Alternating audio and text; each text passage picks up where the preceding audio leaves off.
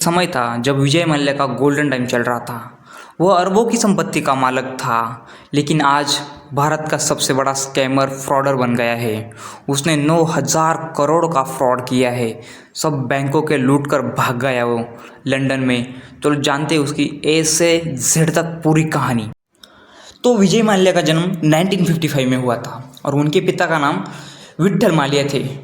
Vitthal Mallya United bureau के chairman थे और उनकी कंपनी किंगफिशर बियर बनाती थी, मतलब बियर बनाती थी उनकी कंपनी, शराब बनाती थी, आप जो भी समझो।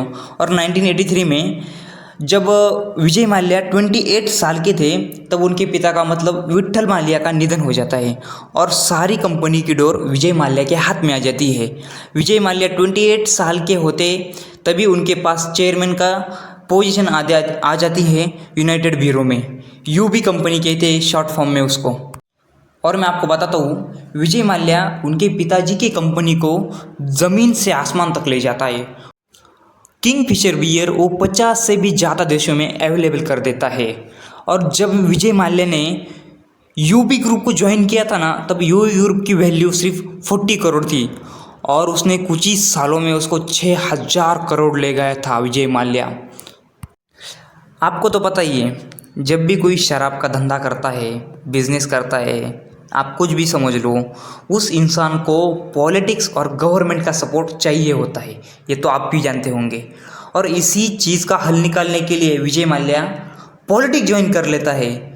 2012 में वो कर्नाटका से सांसद बन जाता है। फिर उसके दिमाग में आता है एयरलाइन बनाने का प्लान, और वो यह एयरलाइन अपने बेटे के 18th बर्थडे पे उसको गिफ्ट देना चाहता था। और ज़ोरों शोरों से एयरलाइन का काम शुरू हो जाता है। एयरलाइन का नाम रखता है किंगफिशर एयरलाइन, अपने ही दारू के ब्रांड के नाम पर किंगफिशर एयरलाइन। और अपने बेटे के 18th बर्थडे पर एयरलाइन का काम पूरा नहीं होता, मतलब 2 दिन के बाद 9 मई 2005 को एयरलाइन का काम पूरा हो जाता है और एयरलाइन लॉन्च कर दी जाती है। और मैं आपको बताना चाहता हूँ, यह एयरलाइन उन दिनों सबसे अच्छी थी, सबसे लग्जरियस एयरलाइन थी, सबसे बेहतर, यात्रियों को सबसे अच्छी सुविधा देने के लिए सबसे अच्छा खाना, सबसे अच्छी सर्विस, मतलब सबसे लग्जरियस एयरलाइन कोई थी तो उन ज़माने में सिर्फ किंगफिशर एयरलाइन ही थी। और मैं आपको बताना चाहता हूँ, यह एक बहुत अच्छी एयरलाइन के रूप में लोगों के सामने आ जाती है। और विजय माल्या यही नहीं रुकते, अब भी कंपनी घाटे में चल रही थी और विजय माल्या यही भी नहीं रुकते। विजय माल्या को इंटरनेशनली ट्रैवल करना था, मतलब इस देश से उस देश, उस देश से उस देश, मतलब ऐसा करना था। पर उसके लिए कुछ गाइडलाइंस थी भारत की, कुछ रूल्स थे। कोई भी एयरलाइन 5 साल का एक्सपीरियंस के बिना इंटरनेशनल लाइसेंस नहीं ले सकती। भाई विजय माल्या ने इसका भी जुगाड़ निकाल लिया, उसने एयरलाइन ही खरीद ली। उसका नाम था डेक्कन एयरलाइन, 2008 में खरीदी थी उसने। इस एयरलाइन के कारण विजय माल्या को इंटरनेशनली ट्रैवल करने का भी लाइसेंस मिल जाता है। और मैं आपको एक बात बताना चाहता हूँ, सबसे बड़ी बात, इतना फेम पाने के बाद, इतनी एयरलाइन का क्रेज़ होने के बाद, तब भी ये एयरलाइन घाटे में चल रही थी। किंगफिशर एयरलाइन घाटे में चल रही थी तब भी, इतना फेम पाने के बाद भी, क्योंकि इस एयरलाइन की कॉस्टिंग ज़्यादा थी, इसकी सर्विस हाई क्लास, सब हाई क्लास था, सब लग्जरियस था। इसकी वजह से इसकी कॉस्ट ज़्यादा पड़ रही थी और ये एयरलाइन प्रॉफिट में नहीं आ रही थी। विजय माल्या ने इसका भी सोल्यूशन निकाल लिया। उसने अपनी पावर का यूज़ करके बैंकों से लोन लेना स्टार्ट कर दिया। विजय माल्या ने तब 17 बैंकों से लोन लिया था।